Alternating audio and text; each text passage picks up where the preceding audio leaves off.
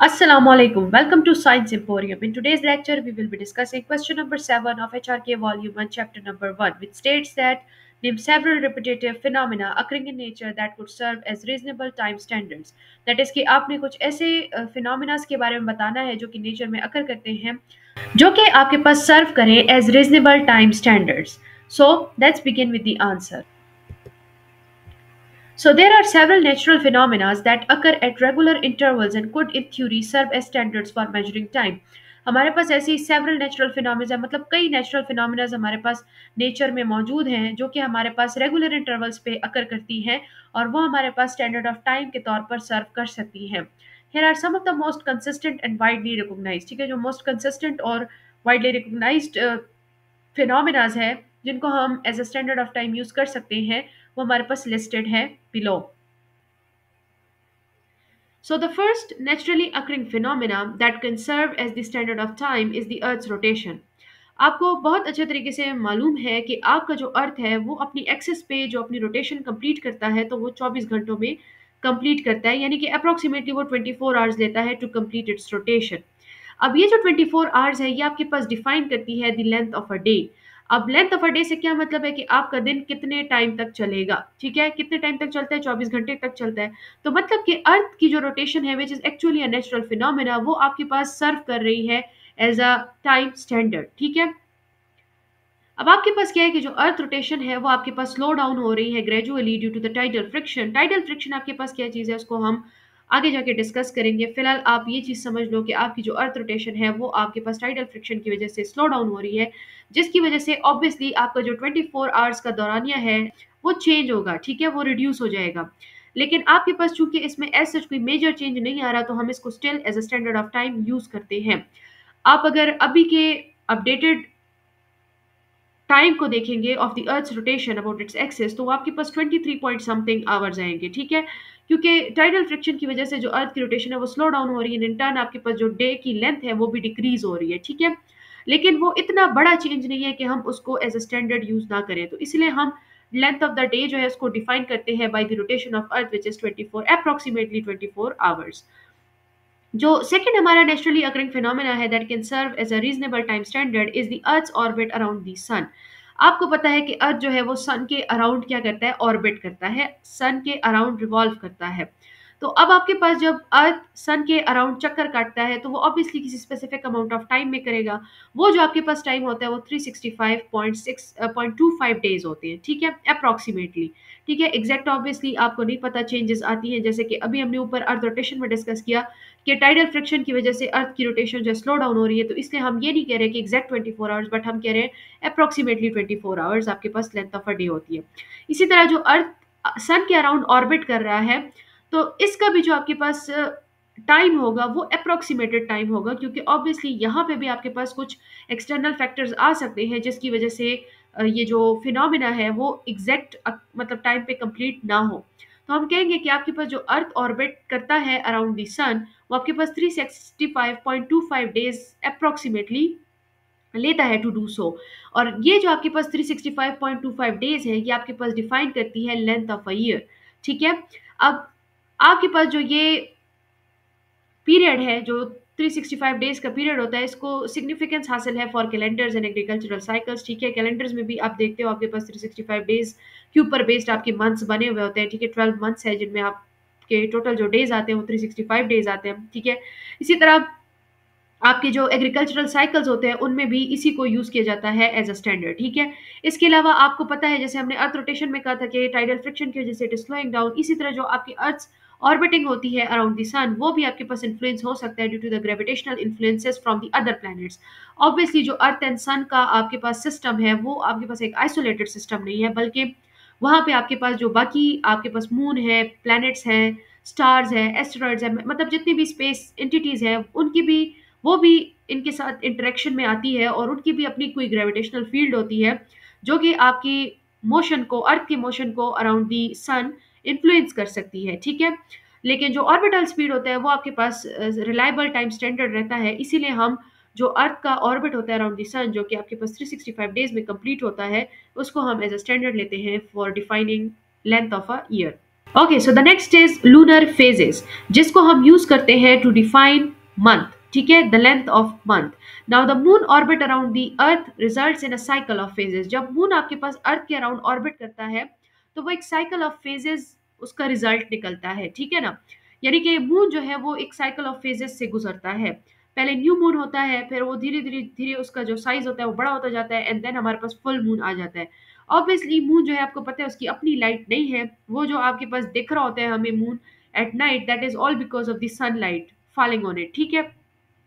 तो अब यहाँ पे हमारे पास जो सन है और जो अर्थ है और जो मून है उनकी पोजिशनिंग पे भी ये चीज़ डिपेंड कर रही है कि आपका जो मून है वो आपके पास न्यू मून से फुल मून में जा रहा है, ठीक है। ऑब्वियसली न्यू मून में उस पर एक स्पेसिफिक जगह पे लाइट पड़ रही है तो वो क्रिसेंट की फॉर्म में आ रहा है, ठीक है। फिर आपके पास धीरे धीरे उस पर लाइट, जो सनलाइट है वो ज़्यादा पड़ती जाती है और उसका साइज हमें इंक्रीज होता हुआ नजर आता है, एंड देन जब फुल मून आता है तो वी सी के जो सन है उसकी कंप्लीट जो लाइट है वो पूरे मून पे पड़ रही है, ठीक है ना। जो सन है उसकी लाइट जो है वो कंप्लीट मून पे पड़ रही है। और ये जो पूरा आपके पास फेजेस होते हैं ये कंप्लीट होते हैं इन अप्रोक्सीमेटली 29.53 डेज, जिनको हम साइनोडिक मंथ के नाम से जानते हैं या फिर लूनर मंथ के नाम से जानते हैं। और इस टाइम को, जो नेचुरल टाइम है आपका जो कि मून की फेजेस से या लूनर फेजेस की वजह से आता है, ये आपके पास यूज किया जाता है standard in many cultures for tracking months and season, जिसकी आप बेस्ट एग्जांपल ले सकते हो इस्लामिक कैलेंडर की, जो कि इन्हीं लूनर फेजेस के ऊपर या लूनर मंथ के ऊपर बेस्ड बना है, ठीक है। Okay, next is circadian rhythms, यानी biological circadian rhythms. Many living organisms, including humans, have circadian rhythms that cycle approximately every 24 hours, closely aligned with the Earth's day-night cycle. तो आपके पास जो circadian rhythms होती हैं ये बेसिकली आपके पास 24 hours में कंप्लीट होती हैं और इसकी अलाइनमेंट है with the earth day night cycle. अभी हमने डिस्कस किया था कि जो आपका अर्थ है वो अपनी रोटेशन को अबाउट इट्स एक्सिस कंप्लीट करता है इन 24 आवर्स, एंड अब हम ये भी कह रहे हैं कि जो आपके पास बायोलॉजिकल सर्केडियन रिदम्स होते हैं ये भी आपके पास 24 आवर्स अप्रॉक्सीमेटली लेते हैं टू कंप्लीट द साइकिल, ठीक है। सो ये आपके पास अब सर्केडियन रिदम्स क्या होते हैं, लेट्स लुक एट दैट कि what are circadian rhythms. So circadian rhythms are basically the physical, mental and the behavioural changes an organism experiences over 24 hours, ठीक है। जितने भी आपके पास फिजिकल, मेंटल या फिर बिहेवियरल चेंजेस आते हैं, ठीक है, किसी भी ऑर्गेनिज्म का बिहेवियर चेंज होता है, कोई मेंटल एक्सपीरियंस उसको मिलता है या कोई फिजिकल एक्सपीरियंस उसको मिलता है over 24 hours, that is known as circadian rhythm. जैसे कि आपके पास फूड इनटेक होता है, स्ट्रेस होता है, फिजिकल एक्टिविटीज़ होती है, सोशल एनवायरनमेंट होता है, एंड टेम्परेचर होता है, ये सारी चीज़ें ह्यूमन बॉडी को इफेक्ट करती हैं पूरे 24 आवर्स में, and these effects are collectively called as the circadian rhythms, ठीक है।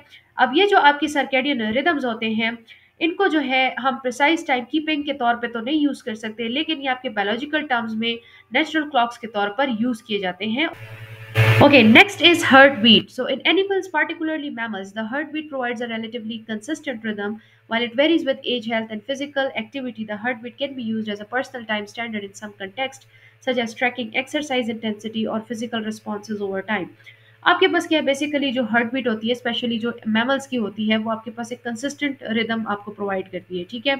आप अपनी हार्ट बीट को ले लें, कंसिस्टेंटली वो चलती है और उसकी स्पेसिफिक स्पीड होती है, ठीक है ना। जब आप नॉर्मल देखो तो नॉर्मल अपनी होती है, फिर आपके पास एक्सरसाइज वगैरह आप करते हो तो उसकी स्पीड चेंज हो जाती है, ठीक है।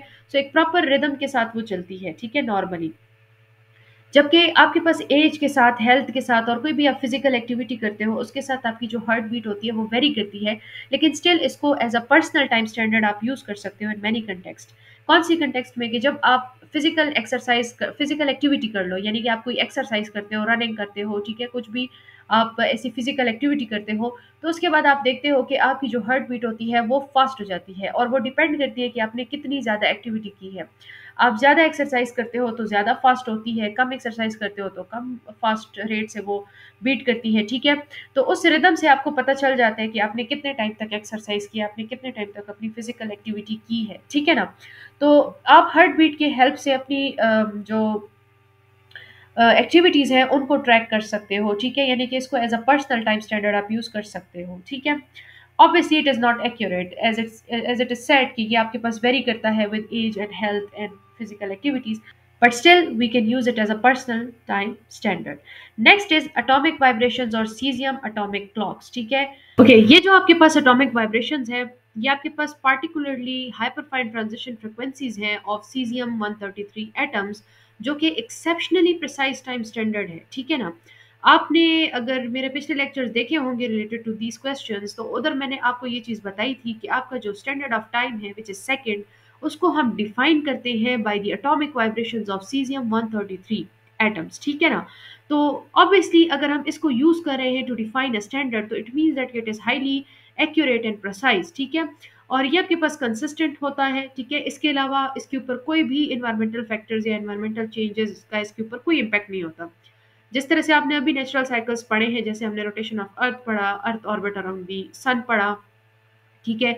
इसी तरह आपने जो मून की फेजेस के बारे में डिस्कशन की, सब में आपने ये चीज़ नोट की है कि हमने अप्रॉक्सीमेटली का वर्ड यूज़ किया है, क्योंकि वो चीज़ ये इंडिकेट कर रही है कि किसी भी के जो नेचुरल फिनोमिना है हमारे, ये किसी भी एक्सटर्नल फैक्टर की वजह से क्या हो रही है, इफेक्ट हो रही है। अर्थ की रोटेशन जो है वो टाइडल फ्रिक्शन की वजह से स्लो डाउन हो रही है। इसी तरह जो आपका अर्थ एंड सन का जो सिस्टम था, जिसमें अर्थ जो है वो सन के अराउंड ऑर्बिट कर रहा था, जिसमें आपको ईयर के लेंथ का पता चल रहा था, वहाँ पे भी आपने देखा कि आपके पास ग्रेविटेशनल इन्फ्लुएंसेस की वजह से जो है आपके पास थोड़ी बहुत वेरिएशंस आ रही है, माइनर है लेकिन स्टिल वेरिएशंस आ रही हैं, ठीक है। इसी तरह आपका जो लूनर फेजेस वाला आपने डिस्कस किया टाइम स्टैंडर्ड, उसमें भी ऑब्वियसली आपके पास वेरिएशंस आएगी। लेकिन जो आपका ये एटॉमिक वाइब्रेशंस है ऑफ सीजन एटॉमिक क्लॉक, ये बिल्कुल प्रिसाइज है। इस पे कोई भी इन्वायरमेंटल फैक्टर्स जो है या कोई भी एक्सटर्नल फैक्टर्स इसके ऊपर इफेक्ट्स नहीं लेकर आते, कोई भी इन्फ्लुएंसेस इस पे नहीं आती, ठीक है ना। ये कंसिस्टेंट रहता है, प्रिसाइज रहता है, एक्यूरेट टाइम स्टैंडर्ड है, ठीक है। अब यहाँ पे जो हाइपरफाइन ट्रांजिशन फ्रिक्वेंसी है, ये हम इंशाल्लाह नेक्स्ट लेक्चर में डिस्कस करेंगे, ठीक है। यहाँ पे जितनी भी आपके पास ब्लू हाईलाइटेड टर्म्स हैं, इन सबको इंशाल्लाह हम नेक्स्ट लेक्चर में डिस्कस करेंगे। क्योंकि फिलहाल के लिए आप इस क्वेश्चन को समझ लो कि इस क्वेश्चन को आपने अटेम्प्ट कैसे करना है और इसमें आपने किस तरह लिखना है। नेक्स्ट आपके पास आता है pulsar rotations. Now some neutron stars called pulsars, ठीक है। जो आपके न्यूट्रॉन स्टार्स होते हैं, कुछ न्यूट्रॉन स्टार्स जिनको हम क्या कहते हैं, पल्सार्स कहते हैं। पल्सार्स क्या होते हैं, ये आपके पास ऐसी एंटिटीज होती हैं जो कि एमिट करती हैं इलेक्ट्रोमैग्नेटिक पल्सेस को at very regular intervals as they rotate, ठीक है। Now these pulses can occur in milliseconds to seconds and are so precise that they rival atomic clocks। यानी कि जो आपके पल्सार्स होते हैं, ये आपके पास एटॉमिक क्लॉक्स के मुकाबले में है, यानी कि एटॉमिक क्लॉक से ज़्यादा तो प्रिसाइज नहीं है, लेकिन उनके करीब करीब की प्रिसीजन रखते हैं, ठीक है ना। यानी कि पल्सार्स भी जो है आपके पास पल्सार्स रोटेशंस की वजह से जो आपकी ये इलेक्ट्रोमैग्नेटिक पल्सेस आ रहे हैं at regular intervals, these also are used as precise time keepers, ठीक है, but they are not accurate than the atomic clocks. Pulsars को जो है एस्ट्रोफिजिक्स में यूज किया जाता है as reliable cosmic time keepers, ठीक है। फिर आपके पास आ जाती है seasonal cycles. So seasonal cycles determined by the earth tilt and orbit around the sun occurs naturally and have been used historically for time keeping. अब अर्थ टिल्ट और ऑर्बिट अराउंड द सन की वजह से किस तरह से सीजनल साइकिल्स आती हैं, किस तरह से हम डिटरमाइन करते हैं उस चीज़ को, ये भी मैं आपको इंशाल्लाह नेक्स्ट लेक्चर में बताऊंगी, जिसमें मैं ये सारी terminologies one by one discuss करूंगी एंड विद डिटेल डिस्कस करूंगी। तो वो हम वहीं पे देखेंगे। लेकिन फिलहाल आप ये चीज़ देख लो कि जो अर्थ टिल्ट है, यानी कि अर्थ का एक तरफ झुकाव, फॉर एग्जांपल मैं आपको इधर ड्रॉ करके दे देती हूँ। ये आपके पास सपोज आपका कोई पेन है, ठीक है, जिसको आपने बिल्कुल सीधा रखा हुआ है।